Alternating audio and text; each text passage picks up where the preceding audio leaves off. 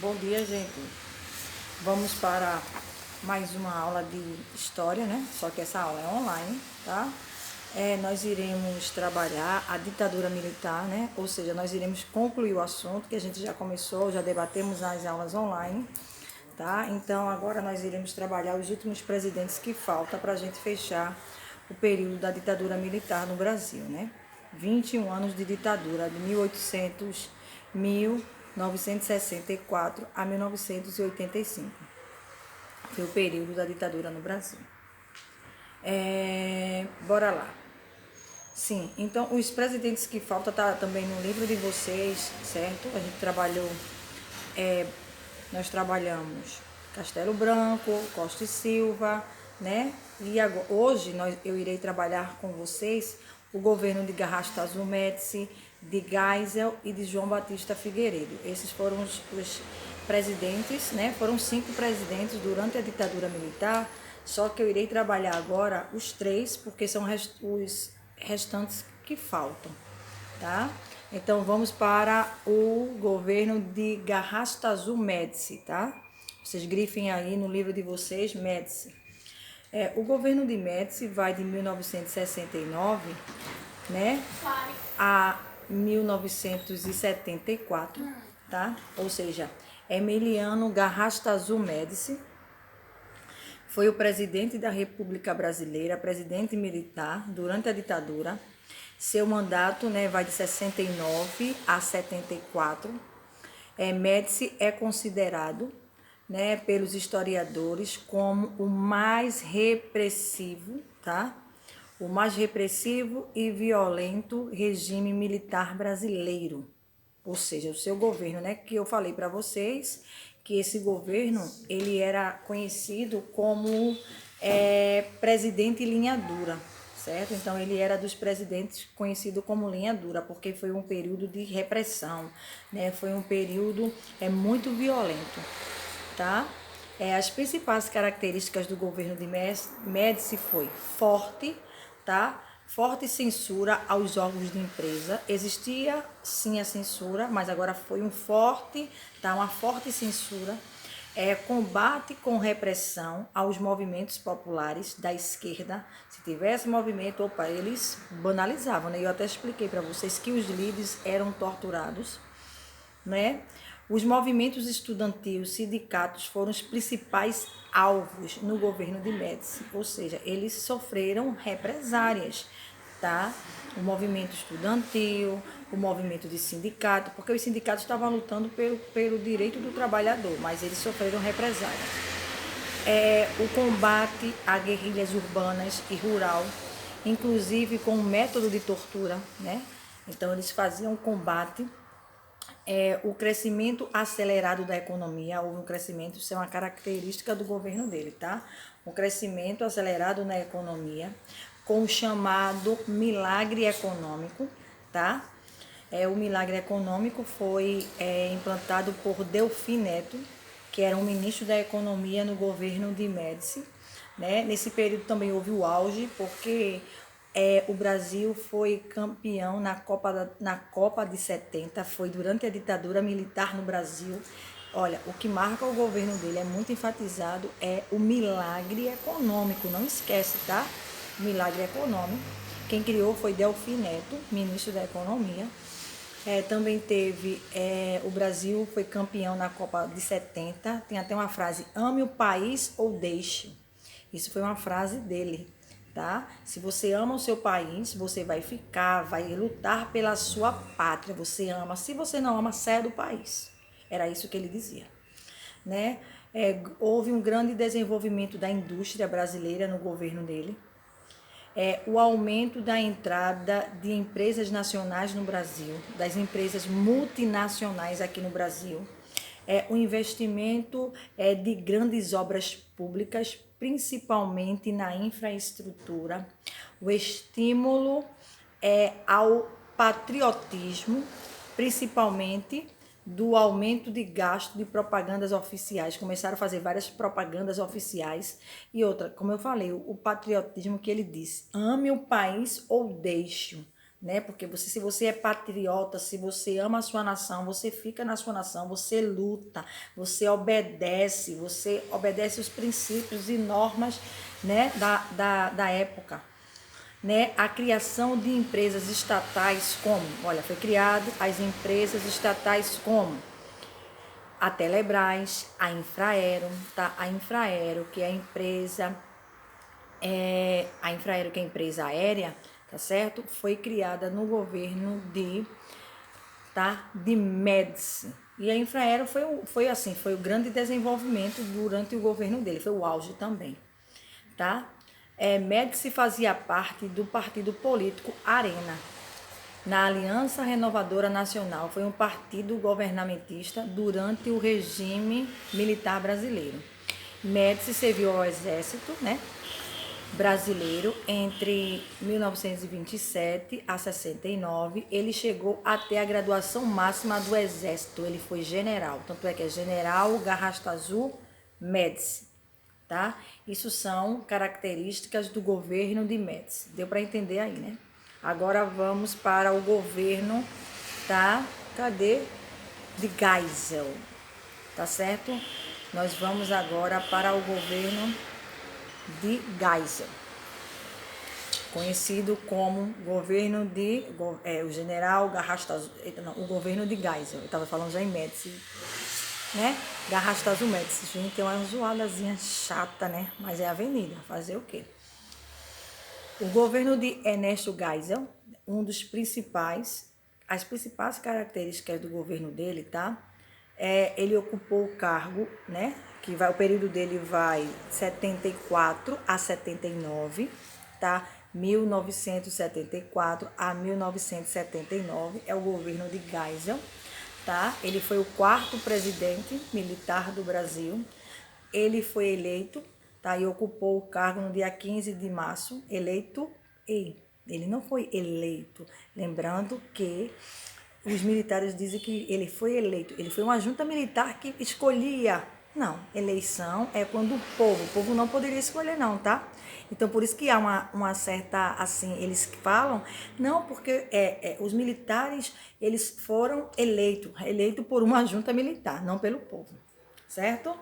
Então, vale salientar isso. Ele era também um presidente conhecido como presidente Liadura, né? Durante o seu governo, o processo também houve a chamada redemocratização do país.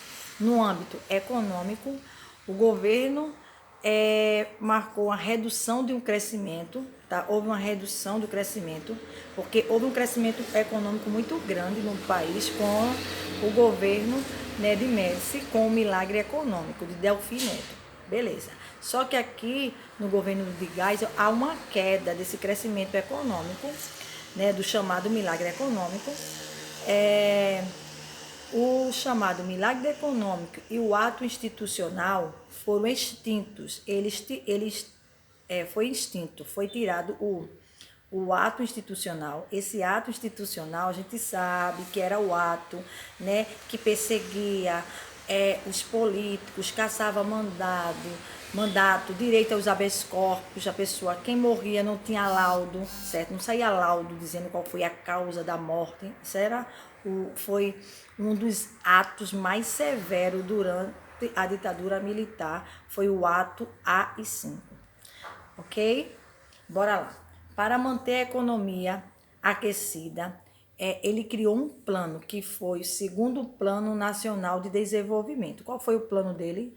Segundo Plano Nacional de Desenvolvimento. Foi o plano econômico no governo de Geisel, tá? Ainda colaborou com a construção da usina hidrelétrica de Itaipu, tá? Usina hidrelétrica de Itaipu.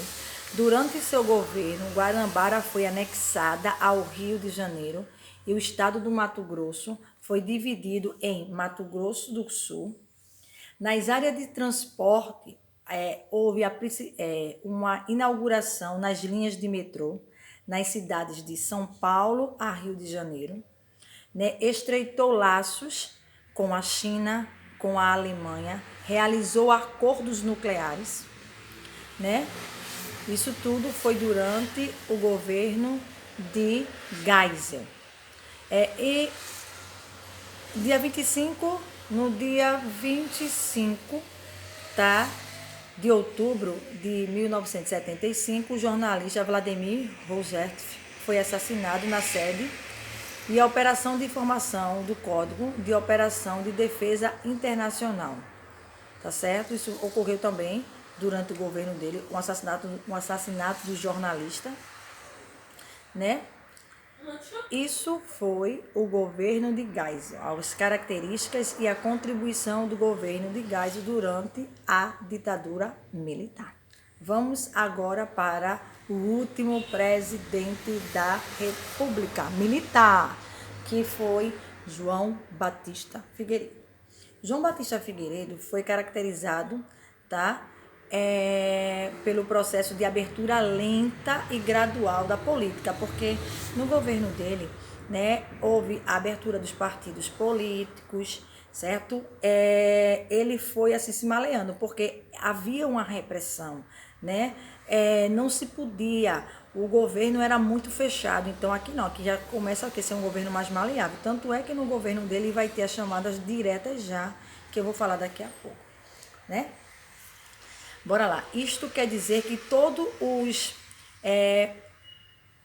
essa abertura gradual, também a abertura de partidos políticos, de censura, etc., isso foi aberto gradativamente, porém era controlado, tá? Controlado por uma junta militar, pelos militares.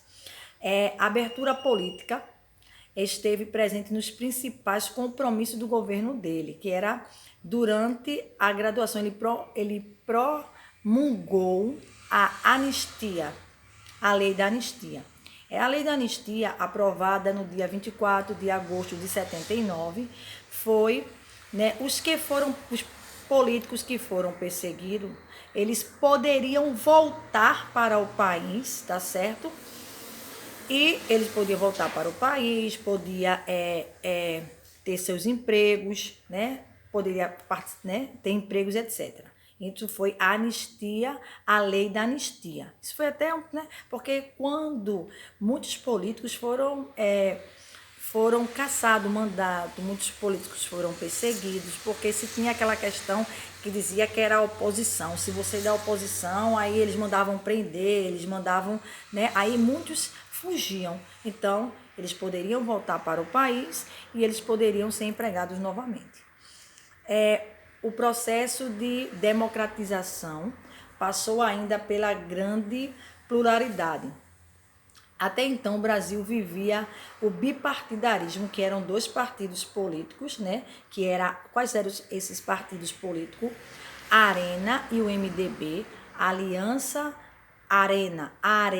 Aliança Nacional, né? Aliança Renovadora Nacional, tá? Eu esqueci, Renovadora. Aliança Renovadora Nacional, Arena, e o MDB, que é o Movimento Democrático Brasileiro. Só haviam esses dois partidos políticos que eu até mencionei para vocês, né, nas aulas online. Aí houve a abertura de vários partidos políticos no governo de João Batista Figueiredo. PSDB, tá certo? Aí, que era o PSDB, que é Partido Democrata Socialista, tá? Encontraram-se os ex-integrantes do Partido da Arena, eles fundaram o PSDB, Partido Democrata, né? PSD, Partido Democrata Socialista. Aí eles criaram o PMDB, Partido Movimento Democrático Brasileiro. Eles criaram o PP, tá? Partido Popular. Foi criado também o PTB, Partido Trabalhista Brasileiro. Foi criado o PDT, Partido Democrata Trabalhista, e foi criado o PT, Partido dos Trabalhadores, tá? Fundado pelo o ex-presidente Luiz Inácio Lula da Silva. Na gestão de João Batista Figueiredo, foi aprovada pelo projeto garantindo o voto direto. Olha, o povo agora vai ter o direito ao voto, que até então não se tinha, tá? não se tinha, não. O presidente João Batista Figueiredo teve que lidar com um momento conturbado, pois a abertura política não foi bem recebida pelos grupos radicais, ou seja, os grupos radicais de direita não aceitaram essa abertura política, não. Então, eles começaram a fazer, queimava carros, né, que era a forma de protesto, faziam vandalismo, né? As bancas onde eram vendidos jornais de orientação da esquerda sofreram atentados com bombas, né? Então, isso gerou uma gama de insatisfações.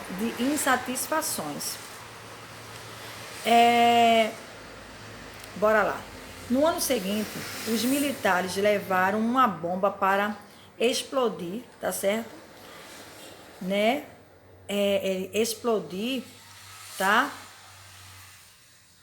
Eles queriam explodir porque eles eram contra, como eu já tinha falado, a abertura desses partidos políticos. Então eles fizeram isso como assim, tá?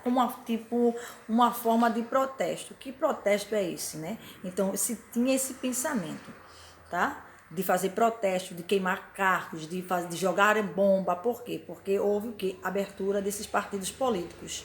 Muitos eram contra dessa, porque só queriam esses dois partidos políticos, como já tinha a Arena e o MDB. Foi extinto esses dois partidos, né, e foram criados outros partidos políticos, gerou uma insatisfação durante a ditadura militar. A economia do Brasil, além de uma questão eminente relacionada à política interna, João Batista Figueiredo, ele precisou administrar uma crise econômica, tá? O modelo dessa crise, né? A crise do petróleo, que foi um dos principais obstáculos, né? E o fim de escapar, de depender a externa do petróleo, ou seja, de depender a questão do petróleo de outros países. Isso tudo foi no governo de João Batista Figueiredo. O fim da ditadura militar, durante 21 anos vai ter o fim dessa ditadura. Com a alta inflação, né, os produtos caros, preços tudo caro, chamado de alta inflação, aí ocorreram os movimentos socialistas, ganharam forças. Entre as principais mobilizações foi a greve, 41 dias dos metalúrgicos. Eles fizeram a greve em São Paulo, na ABC, na região metropolitana de São Paulo, e os líderes do movimento foram presos, tá certo? Por conta dessa greve, foram 41 dias. Quem era líder? Luiz Inácio Lula da Silva. Ele foi preso, né? Porque ele era líder desse movimento, que ele foi um movimento de greve. Tá? Aí houve as chamadas diretas já. O que foi a direta já? A direta já foi um movimento, tá? Que ocorreu na Praça da Sé, em São Paulo. Esse movimento era justamente para pedir que o povo pudesse ter o direito ao voto, certo? Que pudesse ter a chamada democracia. Então, o povo estava querendo participar da vida política do país. Foi banido os atos institucionais e vai ter a lei, tá? Vai ter a chamada SAI, João Batista Figueiredo, vai ter essa nova eleição e quem vai ser eleito vai ser Tancredo Neves. Depois eu falo sobre Tancredo Neves para vocês. Tá? Ele foi eleito com maior índice de voto, tal, mas ele não assumiu a presidência do país. Então, espero que vocês tenham compreendido, reforçado mais esse assunto com que a gente já trabalhou, tá? Isso foi a ditadura militar no país, né?